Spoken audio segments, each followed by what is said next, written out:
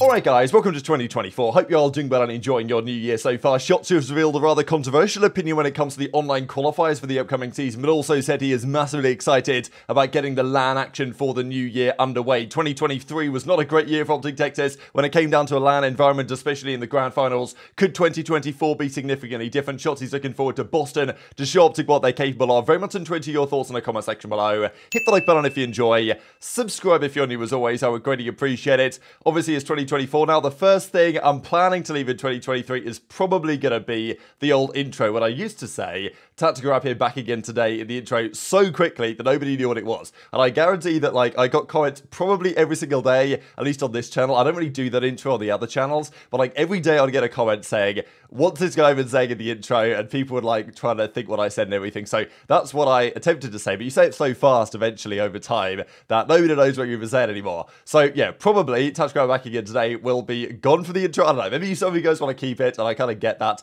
but maybe it's a bit more concise if I just crack on and say, hope you're all doing well and enjoying your day so far, and all that stuff.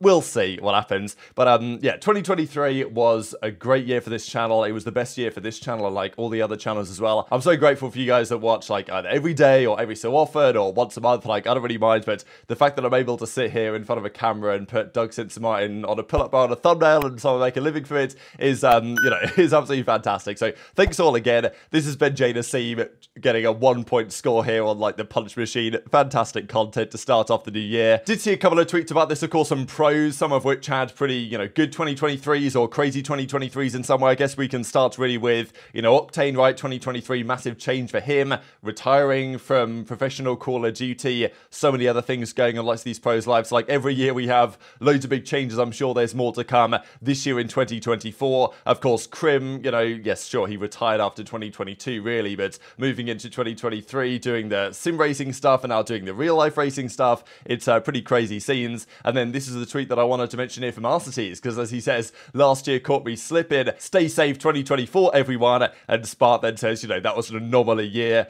I don't know, me and you are still on our 3-year contract, right? Because we know that Arcetes and Spart, they had that 3-year deal on the Seattle Surge somehow. Not the Seattle Surge, Los Angeles Gullers, of course. Now Arcetes is on the Surge. But yeah, that was relatively short-lived, unfortunately, for these boys. We know full well that Arcetes was, maybe not in the greatest headspace here in 2023. Lots to talk about as from a teammate perspective. And I totally, understand that of Master's side. Thought that he was going to have the 3-year Supermax.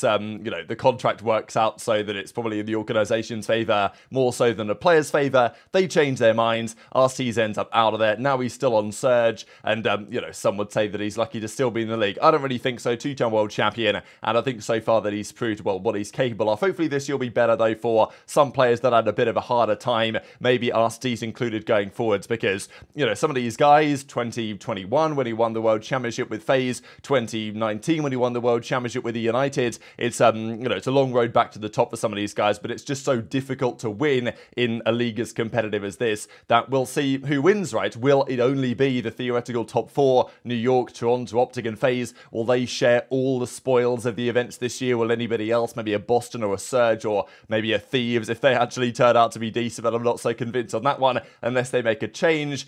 Can they take an upset event victory this season? There's almost always some great storylines like that, but of course, for that to be the case, you've got to get past guys like FaZe, and, it just goes to show. I just thought it was funny, right? Some guys, they go out celebrate New Year's. Some guys, if you're FaZe, you just get on and play Wagers, right? So BZ was playing Wagers yesterday, and then, Drazah was like, oh, welcome to 2024. Here I am, the stream's on, we're playing Wagers. The grind is very much on. So starting out the new year, certainly Drazah, the way he intends to continue it. Just wanted to clarify a little bit here. So Clay came out with a few images of his, the tattoo that he got. We saw that he was roasting Scrappy. He was saying, look, hopefully this one turns out better than Scrappy's one did. Just wanted to clarify as well that this isn't the one for his sister. I know that he was, it was early December that he was looking to get a big tattoo for his sister, but he says that this isn't actually for this one. That's going to be, the sister piece is going to be on the left arm. So he'll talk about the meaning of this piece eventually. Just wanted to clarify that because I know that I talked about it briefly yesterday. So finally, we are getting LAN action back in the relatively near future. It was all the way back in June 2023 when the last LAN action was here in the Call of Duty League. Sure, there were at least some matches in December this season.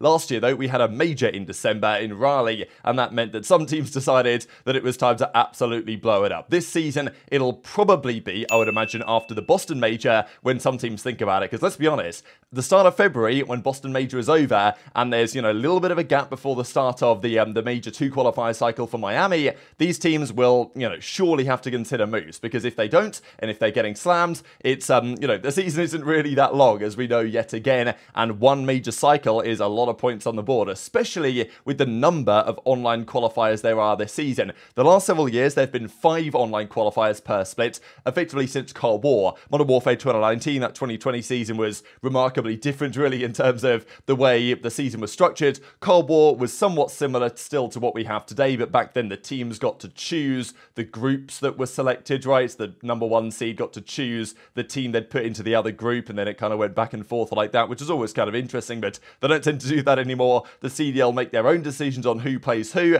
and, the Optic guys were also mentioning on this episode that they weren't so convinced that those were made completely randomly, as I'm pretty sure we know that they are most certainly not. So Shotzzy had a few words to say, certainly about the return to LAN for the upcoming season, but also talking on the online qualifiers, because I think mostly there's been frustration from the fans especially that, well, how are we going from 5 online qualifiers to 7 and yet 1 less major? Shotzzy though actually kind of likes it, because he reckons that, look, it's more practice time before the majors, it's more time to put points on the board, and maybe it's more time to understand mistakes, I guess, going into the major. But obviously he's massively looking forward to actually getting back to LAN, which is true for every player, but especially interesting for Optic, because last season, let's not forget, they had that dominant time online that they couldn't quite translate to LAN. So we don't play until, let's see here, Riley, go down. January 17th. Our next match is 15th, until 14. Damn. Yeah. January 13th. Holy shit. Is that like 2-3 weeks? Damn. So we'll play 1 match going into that weekend. That's my mom's birthday. 2, we gotta win that one. We gotta win that one, yeah. So then 2 going into the following weekend, and then we have our major. I can't wait for the major, bro. Holy.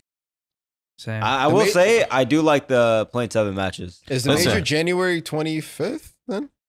At least we have a decent amount of stuff to play online. I don't know. Yeah, it is. Instead of just 5 and then a major. Damn, it's nothing too crazy, but at least we're playing something. True. January 25th, we in the heart of the winter. So yeah, we're in Boston. Wait, so Boston. Holy, need to bring chapstick. Noted. I can't wait for Miami, bro. Miami's gonna be fun. Wait. Bro, When did we go to Boston actually, last year? Was it the same time? Was it January, February? Yeah, it was. If we're in Miami, I'm Bro, staying there for a me week. and AG are gonna be at the beach. Fuck. Yeah, hell The yeah. beach. That salty ass beach. Dude, no. I ain't going there. I hate the beach, bro. Too salty. Also, I ain't there was gonna lie. me, Damon, Bro, Teej, I unless think. the You just got O6. I don't trust beaches, bro. The sharks and shit. I don't trust. So I think Shotzzy's opinion on the number of online qualifiers is somewhat controversial, right? We saw when that was initially confirmed that the points changes from LAN would go from 65 points for first place now to 100. So they've increased substantially the amount of points per major, which is a good thing. And what it especially means is that going into Major 4 this season, the final one of the year in, Carolina, right? I'm pretty sure it's the Ravens Major to close out the year, because, yeah, that comes after the Toronto one.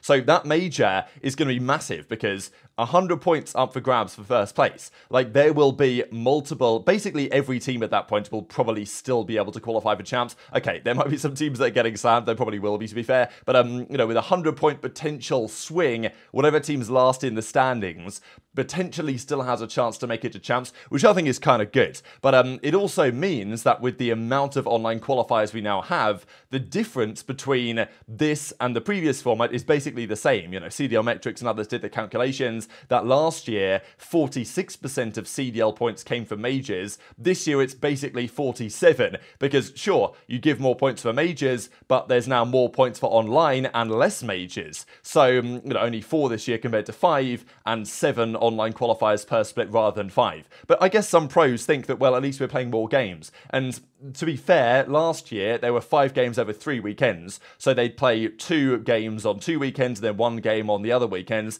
This year is kind of similar, but those 7 matches are either split over 4 or 5 weekends. So over 5 weekends, that's not many games you play per weekend. Over 4 weekends, you're playing quite a lot of action on those weekends. I think generally the pros like to play more COD than less. They don't really like it where they go into a weekend, they play 1 match on Saturday, and that's it for the weekends. They much prefer the majors, where you play loads of matches over the course of the weekend and multiple on every single day. That's how COD has been in the past. That's how hopefully it will continue to be in the future, right? Ever since the CDLs come around, there's been kind of a move towards a more regular sports thing where we don't play that often. And sure, that's how it works with league play matches and stuff, but the pros would like to play more than less, especially in a closer time frame, because you get momentum build up and all this type of stuff. These are the current CDL standings. Optic sitting at 3-1, but I definitely think Shotzzy's take on, going into the major, the massive excitement for it is interesting compared to what's happened last year. Just to quickly look at, these are the remaining qualifier games from now until the major. Optics, they're 3-1. They play Vegas first game back on Sunday, January the 14th, which is, well, actually is that the 13th, but it's the final game of the day, as quite often happens with Optic. We talked about the other day. So yeah, the 13th, but my time zone, it's very early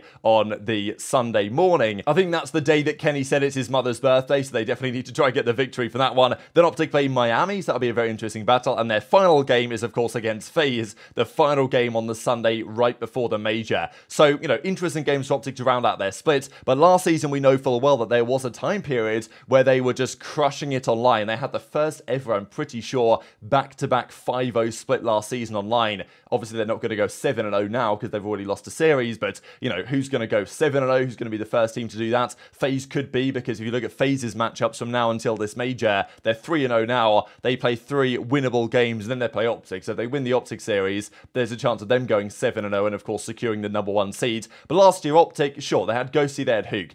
I don't think that team last year was as good as the team they had this year. No doubt about it in my mind, especially with the way they've looked so far and the improvements that they have made. But at the same time, they had that dominant streak online last year, couldn't quite translate it to land, got the back-to-back second places. At Major 3, of course, where they made the Grand Finals, they lost to Toronto, then they lost to Major 4 Grand Finals to Thieves, they went 5-0 again, then got slammed at Toronto, went out of the tournament very quickly indeed. So there was a difference last year between Optic's online and LAN play. Now, you would naturally expect that LAN numbers are going to be worse than online, just because if you're a good team and you make it deep in a LAN tournament, you're going to play the other best teams. Online, you play the average team overall, so you're always kind of expecting online numbers to be better than LAN. But just to compare Shotzzy's numbers here, these were his online-only numbers, and these were his LAN numbers, or this was his full season numbers. So, just comparing his online compared to his overall performance, you can see that while actually he was probably more impressive overall, some of his numbers go down, especially in Search and Destroy. He had a 1.14 last season online.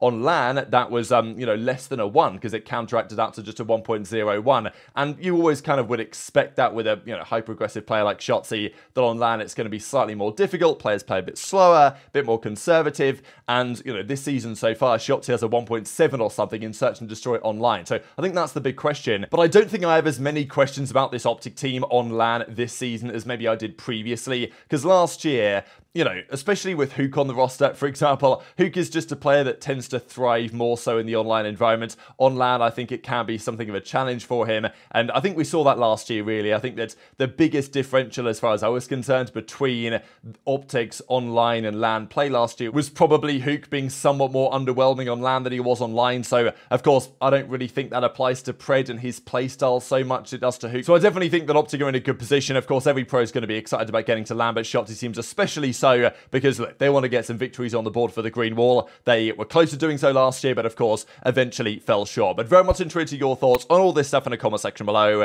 Hit the like button if you enjoyed, subscribe if you're new, take care, and I'll see you next time.